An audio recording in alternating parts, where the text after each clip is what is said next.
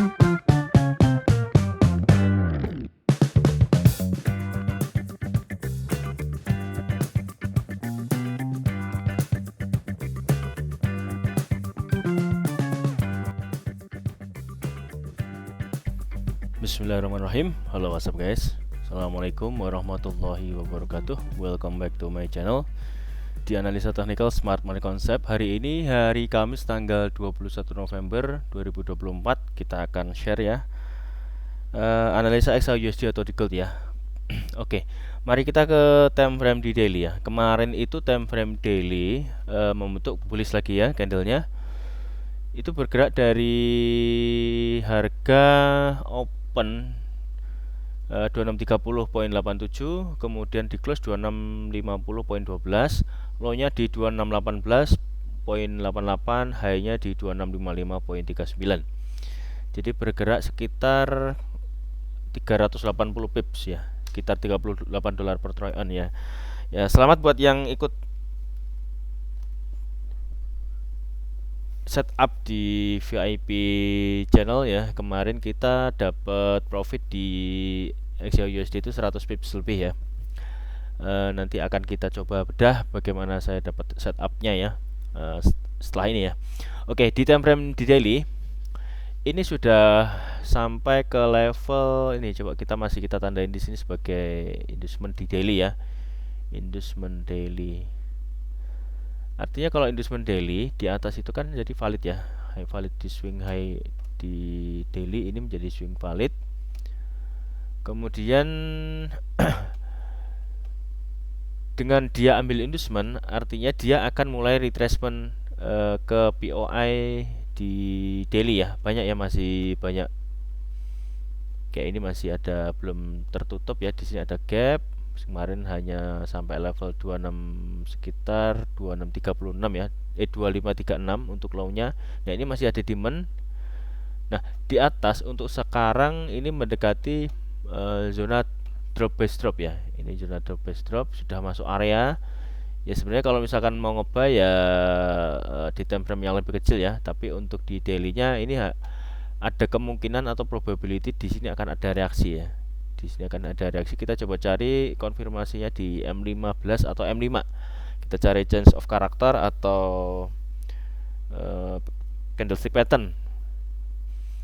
Nah, di daily-nya seperti itu. Jadi kemarin ada kenaikan dan ini kalau kita lihat secara candlenya juga semakin mengecil untuk posisi buyer. Nah, ini masuk ke area drop base drop.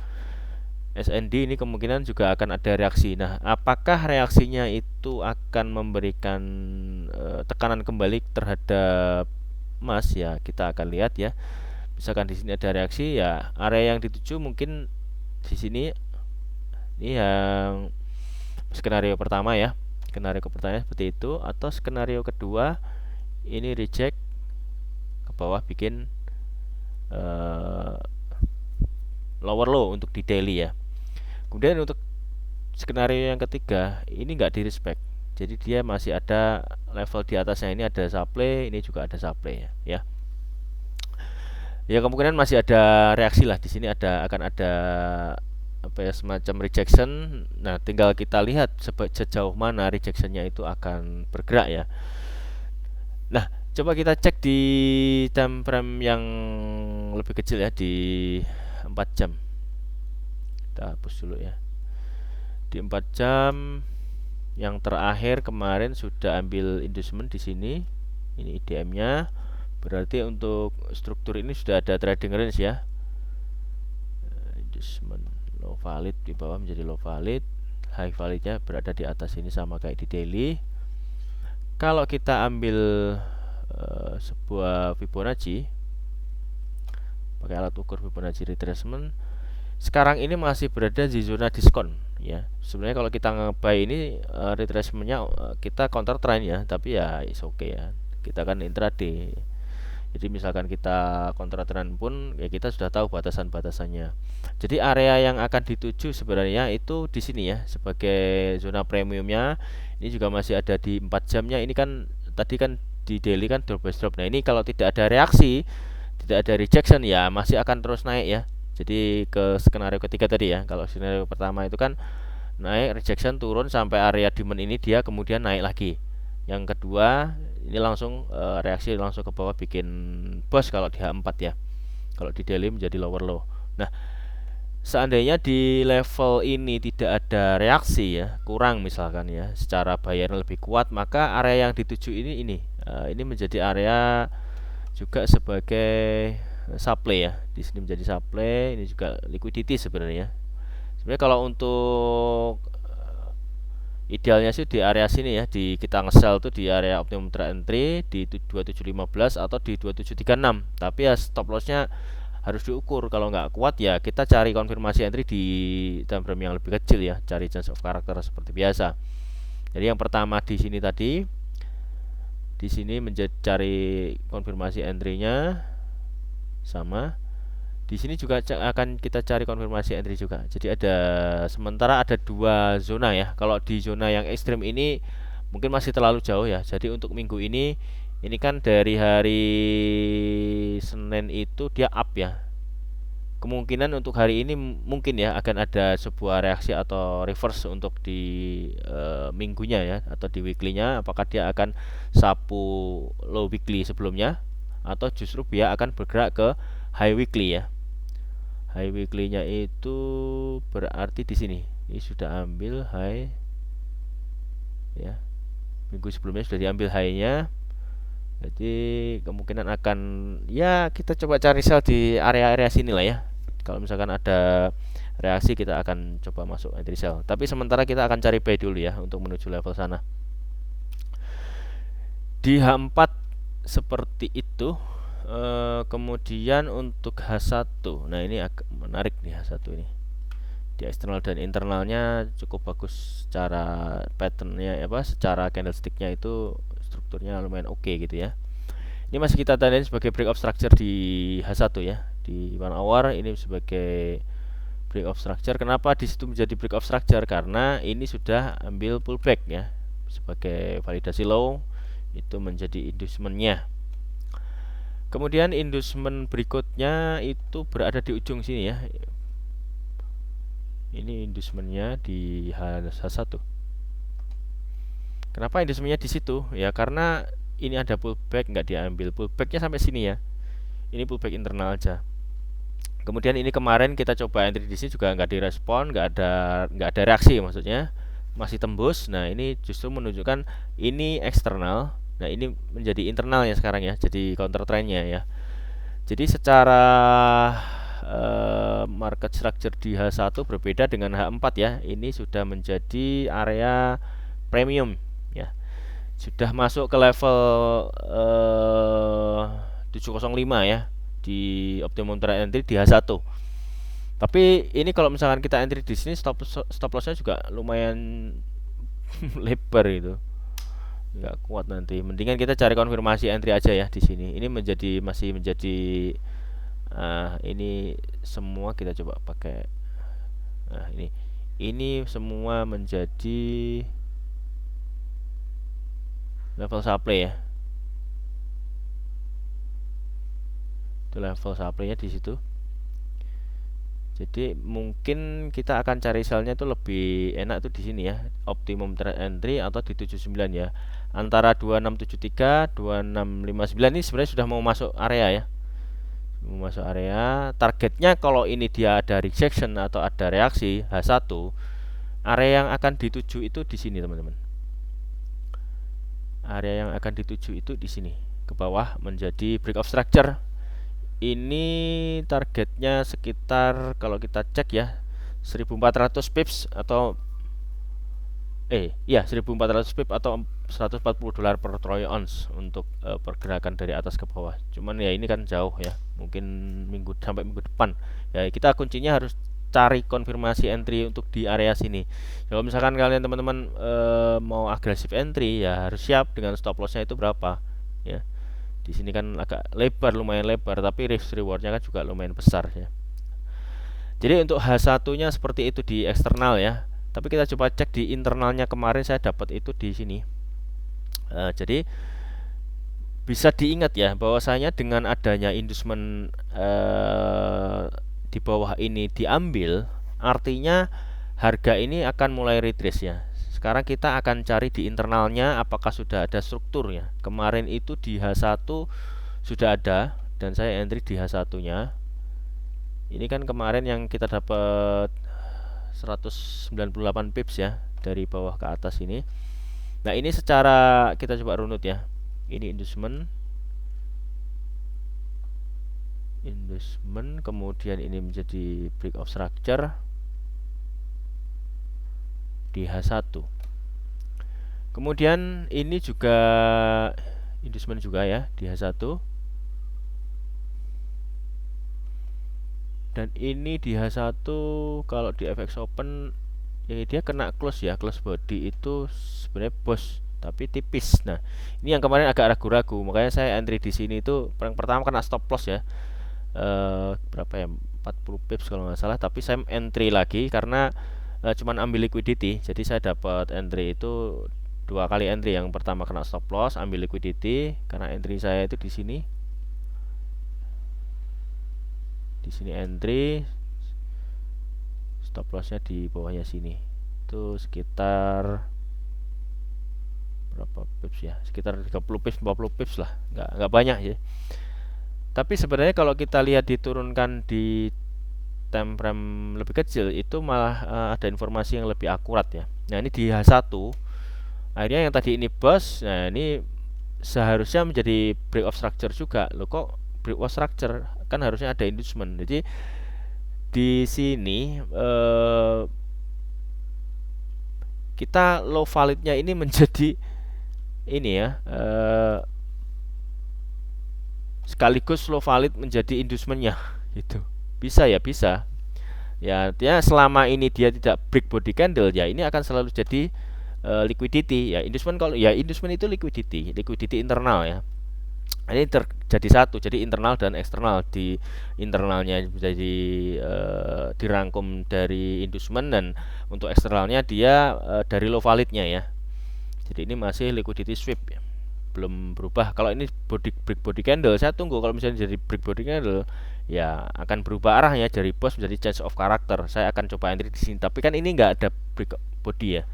Jadi ternyata setelah kita cek di M30 ya, ini M30-nya coba kita hapus ya di sini. Di M30 malah lebih lengkap nih secara informasinya. Kita ulang ya. Di sini menjadi inducement, kemudian swingnya ini menjadi boss ya. Ini bosnya ya, pertamanya liquidity ya, jangan diprotes lagi ya. Tapi kan sudah tahu ini break body candle, ini bos. Oke. Kemudian di atas ini menjadi pullback. Pullback sampai sini. Oke. Itu inducement. Kalau pengen tahu kok inducement di situ ya, karena ini pembentukan candlenya dari bawah. Open, low, high, close. Jadi OLHC ya. Kalau candle warna hijau ini kan pembentukannya dari bawah. Kemarin di video hari Rabu saya sudah sempat singgung tentang perbedaan pembentukan candle merah dan candle hijau ya. Jadi kalau misalkan candle merah itu pembentukannya dari atas, kalau candle hijau itu pembentukannya dari bawah ya. Jadi ini bukan ya outside bar, tapi saya hitung pullback ya. Silahkan komen kalau teman-teman mau diskusi apakah itu pullback atau bukan, tapi menurut saya itu sebuah pullback ya. Kemudian kita cek ya, candle yang hijau ini high-nya 39.31, setelahnya 39.41, artinya ini high lebih tinggi ya. Jadi kalau kita pad dari kemarin kan sudah jelaskan, kalau kita urut pembentukannya itu begini, atas high, ambil kemudian ke sini ya, lalu ke sini, boom. Gitu. Itu aja ya. Oke. Jadi pembentukannya untuk market structure di M30 malah lebih jelas. Artinya low validnya masih berada di sini ya. Masih berada di poin sebentar 2617.70 itu menjadi low validnya ya. Menjadi low validnya. Kita tarik ke sana ya, nggak kena ya, masih low valid karena di atas ini breaknya masih sweep. Kalau di H1 kan tadi malah break body candle tapi kan tipis ya. Jadi menjadi sweep liquidity, artinya high-nya pindah ke sini ya. High di extend ya dari yang tadinya dari sini pindah ke sini, market extend. Jadi di sini nggak ada pullback ya, artinya pullbacknya itu kalau kita lihat di sini menjadi, ini ada sih di dalam tapi ya di minor. Di sini kalau di M30-nya pullbacknya berada di sini, tapi kan ini minor ya. Ya, ini selama, kalau di H1 ini selama ini tidak di break body candle, ini masih sweep juga. Ini masih bullish ya. Tapi kalau ini sudah di break body candle atau bahkan yang di bawah ini body candle, ya sudah, kita sudah ada konfirmasi untuk sell di area sini. Tapi ini kan tidak terjadi, makanya saya entry lagi, ketika kena stop loss ini saya entry di sini di sekitar 2620 ya. Close di sekitar 2630-an, 4432 sekitar gitulah. Bahkan ternyata kalau kita tarik Fibonacci, ini pergerakan kenaikannya itu impulsifnya sampai, coba kita tarik dari low valid sini ya sampai high valid.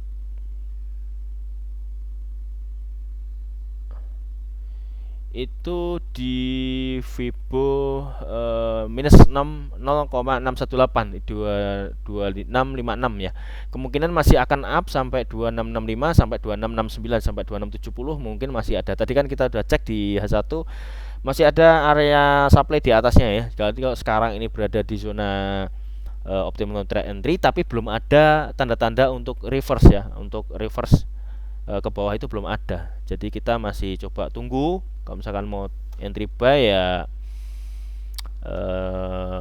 mana ya areanya ya. Ini area buy itu di sini ada order block.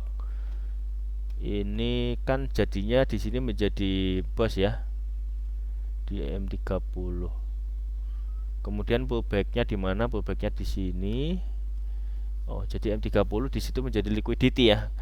Kalau di M5 ini juga coba cek ya, di M5 itu di situ low valid ya liquidity, di inducement liquidity di M30 karena strukturnya di M5 ini sudah ada break of structure ya. Ini menjadi inducement, kemudian di sini menjadi break of structure di M5.